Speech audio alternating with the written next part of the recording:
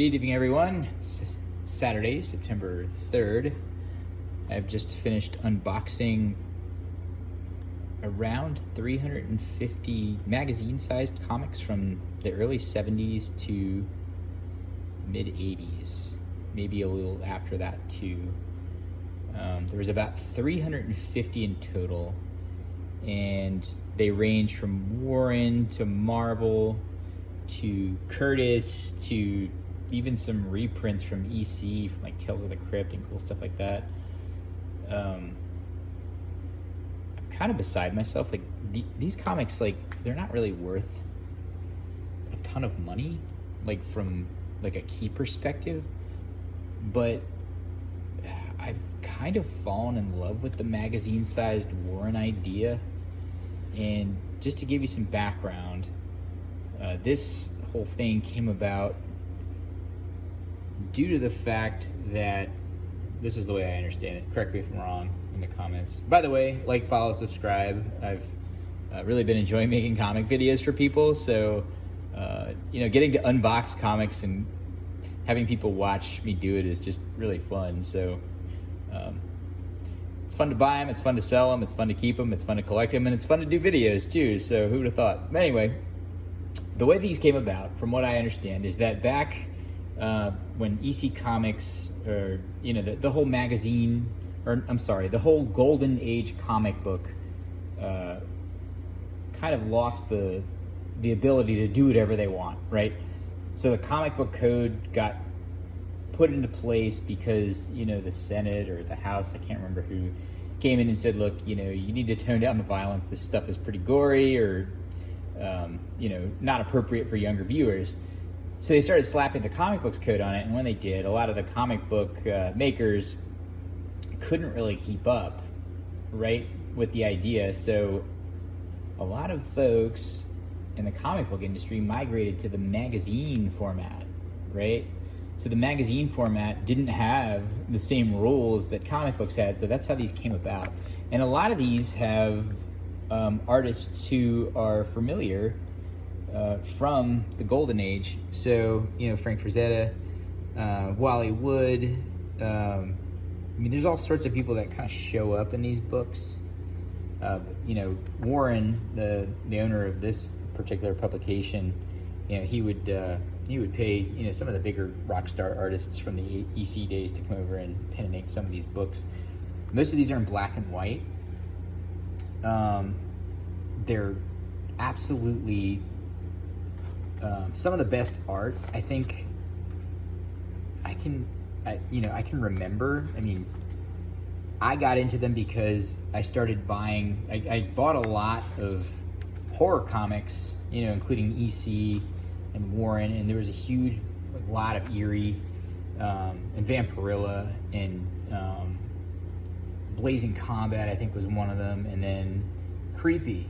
So today, this story's going on forever, but just from the fact that I've really gotten into this sort of thing, I saw my favorite comic book creators on Cartoonist Kayfabe doing a video of an Eerie magazine recently, and I was like, wow, I really need to pick those back up. So I saw these on Craigslist today. Guy had them on there for $130. I bought comics from this guy before, and he had $130. He had Eerie, he had a stack of Creepy. There's like maybe 30 books, and they're almost completely in a sequential run here. And then he had the Vampirillas up, right? So, and there was like 4 Vampirillas, and I have Vampirilla number 1, and I have Vampirilla number 2, and then I don't have 3, but I do have 4. So I was like, yeah, I'd like to add these to my collection. Here's 80, here's 79, and then 93 and 85. So nothing really like low number, but just something, I wanted to throw into the collection just while I had them. So I had pretty full intentions of getting, kind of dissecting some of these Eerie magazines, just because the art is so amazing. There's actually a color comic in the middle of that one, which is kind of cool. These are in amazing condition. I had a run before, and they were just maybe like low mid-grade. These are all kind of like a very fine. There's a couple in here that are kind of beat up, like you can see this one here is not in very good condition, but the rest of them They're all kind of like hundreds. They're all in the hundreds, maybe 126, 113. Nice stack of comics. And, you know, like I said, most of them are in pretty good shape. There are some that, you know, this one, it's like something chewed on it or something like that. I don't know if you can see that. So, you know, most of them are good. A couple of them not so much. Those are for reading. He said he bought these in an estate sale, and he had so many of them, he didn't really know what to do with them. So, and he didn't really know magazines very well. And, you know, honestly, like, these books, they're, you know, $10 to $20 most. I think this guy was more of like likes to get his key books and sell those key books, which I completely understand. I mean, it's just so much easier to sell a key book and send it off to CGC and press it and grade it. Mucking around with some of these $10, $20 sales, it's like, it takes time, but I dig it. I've got a process. You know, if I want to sell extras, I will. So he had these three for 133, these three lots, Eerie, Vampirilla, and Creepy. And then he's like, hey, I've got a lot more. And I'm like, well, yeah, bring them along, you know. So he brings them along, and I'm digging through, and he's got just a random box of magazines. So, you know, I didn't even look at them. I was just like, yeah, all right. I mean, he was selling to me for $1.30 each.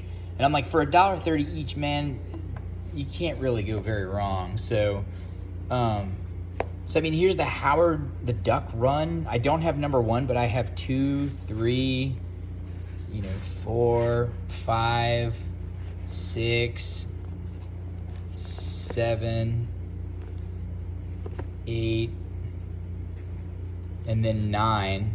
None of them are bagged or boarded. These look like they have a little bit of issues with the top part of the spine, which is too bad. They're also really badly spine rolled. These are probably some of the lesser of condition of the group. This is a really nice stack. This is Unknown Worlds of Science Fiction. I've never heard of this publisher. This is Curtis.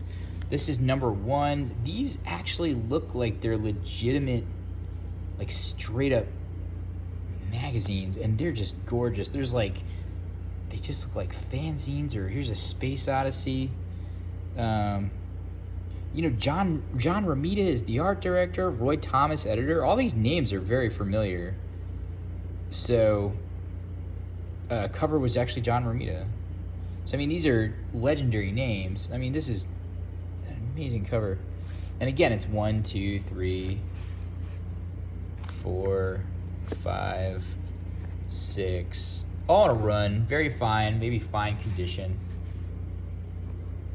So it's like, yeah, I'll take these for $1.30, right? I mean, if I don't want them, I'll sell them. This is kind of a unique stack of books, in the sense that it's something I typically wouldn't really be interested in, but these are a reprint lot. They look like they're in some sort of reprint order. I mean, here's Two-Fisted Tales. I think I have this one actually, the original, somewhere in a lot where I got Weird Science number 1, EC Classics, just reprints. There's Weird Fantasies, Vault of Horror. These are so fun to read. I just love reading old Wally Wood, Jack Davis, and they're like magazine size too. I mean, I don't know if you could tell, but they're much bigger than, I think even the EC comic books, because I actually have an original crime suspense story, and I think it's like a Golden Age size. These are a little bigger, but they're in beautiful shape. I mean, they're flawless. I think I've owned this one before, Panic. I definitely own some Mad Magazine copies. And then, of course, I've owned a Shock Suspense story, a couple of them. Unfortunately, I sold them a long time ago for a lot of money, but still kind of wish I didn't sometimes, just because they're so fun. Here's an interesting run. The entire first 7 issues of Doc Savage, The Man of Bronze. This is a Curtis publication again. These are actually bagged, which is a little different from the rest, but 1, 2, 3, 4, 5. check out those covers. I mean, it's so cool. These are all newsprints for the most part too. 6, 7, yeah, 1 through 7. The Man of Barrage, Doc Savage. So I mean, $1.30 a piece. You know, put those in a run, you'll get at least $20 for them, right? Maybe 40 even.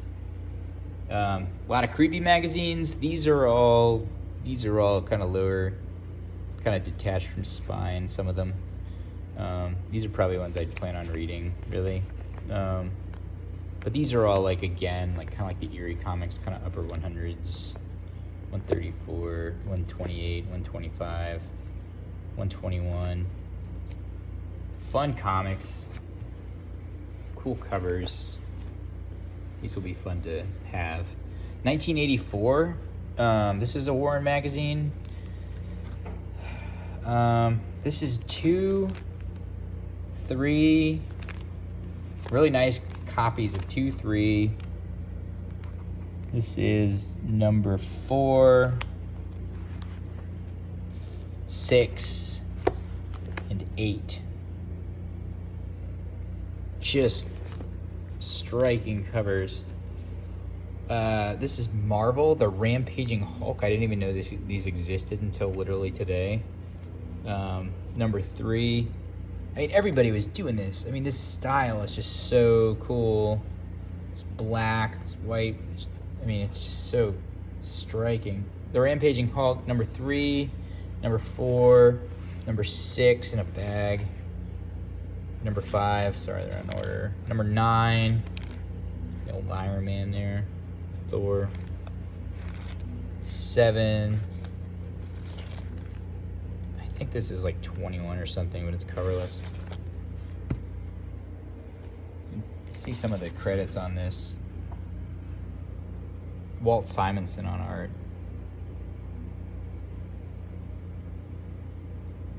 I mean, that's cool. Very, very underappreciated section of comic books, in my own personal opinion. And then you have the DC magazines, which this is the Superheroes Monthly. I don't even see an American. I don't know what 40p is. I might be missing what that is, but this is 1980. DC doesn't really credit who did what, but this starts out with number 1. Actually, yeah, there's number 1, sorry. So number 1, 2, 3, all kind of like fine maybe, and then 9, 10, 11, and 12 in a run. It's just the airbrushed art is just so tacky. You can really tell. I'm not really too much of a fan of the art on these, but they're still pretty cool. Then I got my Vampirillos. I already showed you those. Let's skip over them.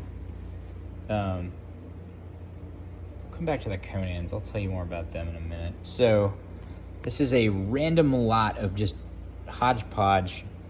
Mad magazines. This is a reprint. I mean, that's a $20 book maybe. Well, I don't know, maybe like 10. A couple just random Mad magazines. These usually don't go for more than like $5. If that, maybe. Then Thor, Marvel Preview, number 10. Nice book. Thunder Bunny. There's actually Thunder Bunny 1 and 2 in here. I don't remember where Thunder Bunny 1 is. Thunder Agents. This is a Adams and Kirby. This was originally Wally Wood. I've had a pretty good run of these at one point that I sold off. This is Gil Kane Savage. This was like showing up as a $40 book. This has a big bend in the back of it there, so I'm not sure if I'd really get that. I think I'd probably get like 15, maybe $20 for it tops. Bizarre Adventures, Marvel Magazine. These are $5 books. There's 2 of them. Here's 32 and 26. Mickey Mouse, Walt Disney, number 17. Gladstone Comics, The World of Tomorrow. And this is in really nice shape. It needs a little bit of a press, but other than that, it's cool. UFO and Alien Comics. There's a couple in here. Wow, I mean, look at that. Right? This is Warren. Let's see if there's anybody else. Oh, John Severin. See that? He's DC. Alex Toth. He's a legend. Some big names on there. That's pretty cool. This is, what number is this? I don't think this is a number. I think it's just a one shot. Pretty cool. Like Star Wars over here. So cool. Darkman #1. This is a Marvel publication. Not a big book, but still kind of a cool cover. This is Marvel Preview Presents Star-Lord #15. I think this might be like a $10, $15 book. I love this. Warren presents another one-shot stage. Strange Stories of Vampires. That actually looks like Wally Wood a little bit. It might be. Let's see. Well, they wouldn't credit him there. John Severin again. Oh yeah, Archie Goodwin. Angelo Torres. No, not Wally Wood. Huh. Okay, well, that's wrong. Cole the Barbarian, another $10, magazine. Or I'm sorry, Colt and the Barbarians, kind of in the vein of Conan. Punisher magazine #13. This is a 90s book, I believe. Yeah, 1990. $10 maybe. Khazar, Guns of the Savage Land. This is a graphic novel. Kind of cool. Here's Thunder Bunny #2. You gotta love that cover, right? And this is Warp Graphics. Superman, Batman #1. No big deal there. $5 book maybe, $4. Will Eisner's Spirit. There's 2 of these. There's 36 and 32. Both in really nice shape. This is cool. Alien Invasion. This is like all about the Alien movie. 32-page book where it's basically like, yeah, Wally Wood, Alex Toth, John Severin, Alex Nino. I mean, yeah, and they're doing, the Alien franchise, which is, I think, the first movie. Maybe not. I thought they were. I think it's based on that. I thought I saw some facehuggers in here. There's the Buck Rogers action figures. That's going to be cool to dive into. Indiana Jones Temple of Doom. This is a Marvel special. This is actually color. It's not really too high value.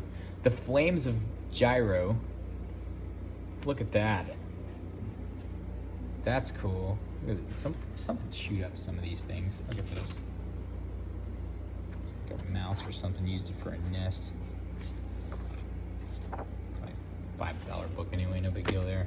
This is a $30 book, believe it or not. Well, someone sold it for like 25, I guess, but it's the Magnificent Superheroes of the Comic Golden Age. Fun book. Gonna have to dive into that one. This is a Warren publication. This is The Goblin. This is #1. It's actually got a color insert in here. Very cool. And then this is another one. This is actually a Heavy Metal Presents Alien, and this is color, and I think this is the whole Alien story here. Look at the back there. This is a cool. This is a $30 book, which is great. So, I mean, he gave me all these for like $70. So, everything that I basically just showed you, and then I paid like another $130 for the Creepy and the Eerie and the Vampirilla. So the last thing was a $300 run of Conan, the Savage Sword of Conan. So the downer about this collection, this is just the highlights. I mean, if you look over here, you can see like the whole thing. I'm still trying to get them out of this box here and organize them, but this is basically like, 1 through 100 over here, and that's like 101 through 200, and there's doubles, and there's even some Conan Saga, which was Barry Windsor Smith, which is really cool. A couple of those, I don't even know what those are over there, but that pile over there is a bunch of magazines that was just like thrown in there that seemed like science fiction, and a couple of them are worth something, and then the rest of them are just kind of like magazines. But the Savage Sword of Conan, this is #1. He told me like on the way out there, he's like, #1's in really bad shape, and I don't really think this is a huge dollar book. Like I think this is like one of those $30 deals. So I mean, I can always just buy it again in high grade and just add it to the collection. But he pulled out the keys, which was awesome, and he bagged them for me. And he's like, yeah, these are the keys. This is number 90, which I think is like a $40 book. Number 192, I think this is the first appearance of somebody, I don't remember. 192, another really, I think it's like 60 or something, maybe even 100, I can't remember, but 196, another key. And then like number 5, I guess, is a good one. And then number 2, he pulled aside and he put these in bags. So pretty cool. I mean, some of these even have like the Arnold Schwarzenegger likeness to them. I don't think the earlier ones do. I think the later ones do. But yeah, these are all Curtis publications. And I think they might have got bought by Marvel. I can't remember. But later on, they're Marvel, you can see here. And then they start to, later on, I mean, he starts to look like Arnold Schwarzenegger a little bit. You see that? Look at that cover, though. Isn't that amazing? Like with the alligator dude with the hair. Anyway, that's pretty much it. I hope you all enjoyed. It was really, I mean, yeah, this isn't the most like robust lot with a bunch of, keys, but I just saw them and thought, these would be really fun to have, and I guess to sell if I didn't want them, but I just like to have them in my hands for a while, even if it's just a couple weeks. Sometimes I even want to go back and buy them. Like I'll have them and say like, I wish I wouldn't have sold those, but they're just so cool. Anyway, I hope you all enjoyed. I gotta go do some reading. This, and probably this, I'll probably wind up really just diving into and having a read fest. So y'all enjoy your Saturday night. I hope you enjoyed this as much as I enjoyed making it. Like, follow, subscribe. Thanks again.